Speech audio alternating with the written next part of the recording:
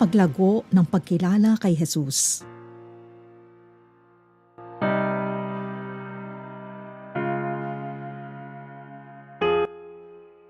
Nang madaling araw na'y sumunod sa kanila si Jesus na naglalakad sa ibabaw ng tubig. Kinilabutan sa takot ang mga alagad nang makita nilang may lumalakad sa ibabaw ng tubig. "Multo!" sigaw nila.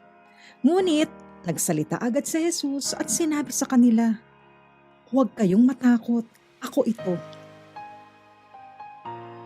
Sa Ebanghelyo ngayon, ipinakikita kung paanong may pagbabagong naganap sa puso ng mga alagad ni Jesus.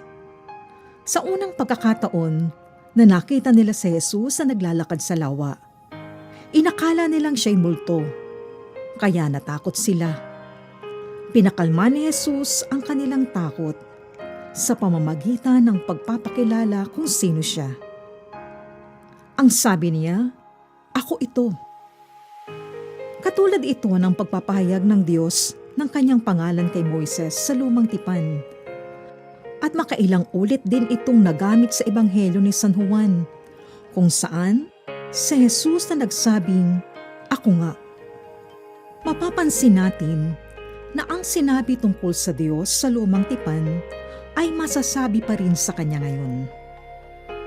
Ang Diyos ng Biblia ay ang Panginoon ng kalikasan. Lahat ng nilalang ay sumusunod sa Kanyang mga batas, maging ang napakalakas at di mapigil na tubig. Ipinakikita ni Jesus na siya ang Panginoon ng tubig sa pamamagitan ng paglalakad sa ibabaw nito.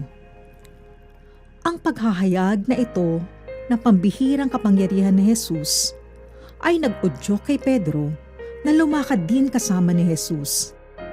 Ngunit nang maramdaman ang malakas na hangin, siya ay natakot at nagsimulang lumubog. Kinailangan niyang gumawa ng isa pang pahayag ng pananampalataya. "Panginoon, sagipin ninyo ako," sigaw niya. Si Jesus ay namagitan at iniligtas siya.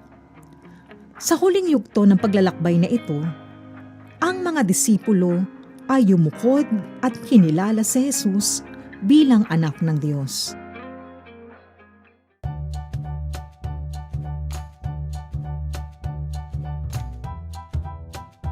Katulad ni Pedro, na nasaksihan ang kapangyarihan ni Jesus, hindi siya nagdalawang isip na lumakad din sa tubig palapit kay Jesus. Hanggang maramdaman niya ang malakas na hangin at siya ay natakot. At nawala ang sentro ng kanyang pagtingin sa kapangyarihang ipinamalas ni Jesus. Ngunit, noong siya ay palubog na, nagpahayag muli siya ng kanyang pananampalataya at tinawag nga si Jesus na Panginoon. Ayon sa katisismo ng Iglesia Katolika, ang pangalang Panginoon ay tumutukoy sa kataas-taasang kapangyarihan ng Diyos. Ang magparangal o tumawag kay Jesus bilang Panginoon ay pagsampalataya sa kanyang pagkadiyos. Walang makababanggit na si Jesus ay Panginoon, kundi sa biyaya ng Espiritu Santo. Ganito rin ang nararanasan natin sa ating buhay. Kilala tayong mga relihiyoso bilang mga Pilipino. Naaakit tayong lumapit kay Jesus at binibigyan natin siya ng lugar sa ating mga puso. Nagdarasal tayo at tinatanggap siya sa mga sakramento. Ngunit, inilalayo natin siya sa maraming mahahalagang aspeto ng ating buhay.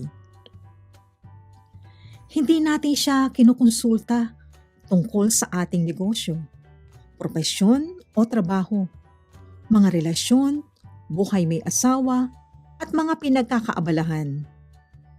Hiwalay ang pangkaraniwang ganap sa ating buhay sa buhay pananampalataya. Tila baga, isang multo lamang si Jesus na magpapakita kapag tayo ay nagkamali o nagkakasala. Inaanyayahan tayo ng inang simbahan na lumago sa pananampalataya at maunawaan na si Jesus ay Diyos at walang aspeto ng ating buhay ang hindi niya nalalaman at kayang pasukin.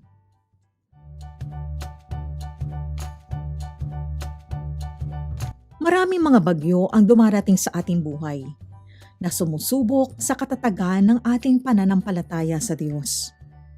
Paano mo kaya mapapanatili ang pagkapit mo sa Diyos at pagkilala sa Kanya bilang Panginoon? Una, magtiwala at itaas sa Diyos ang lahat ng mga pinagdaraanan sa buhay sa pamamagitan ng malimit na pananalangin. Hilingin sa Diyos ang grasya ng karunungan para maintindihan ang plano niya. Grasya ng katatagan para sa mga panahon ng pagsubok ay di tayo sumuko. Grasya ng pagtitimpi para sa mga bagay na magpapalayo at magpapahina sa relasyon natin sa Diyos. At iba pang mga grasyang kailangan sa buhay. Ikalawa, malimit na pagtanggap ng mga sakramento. Tinatag ni Jesus ang mga sakramento para maging daluyan ng grasya na magpapabanal sa atin. Tinutulungan tayong linisin ang ating pagkatao, patatagin tayo laban sa tukso, at mapalapit lalo sa Diyos.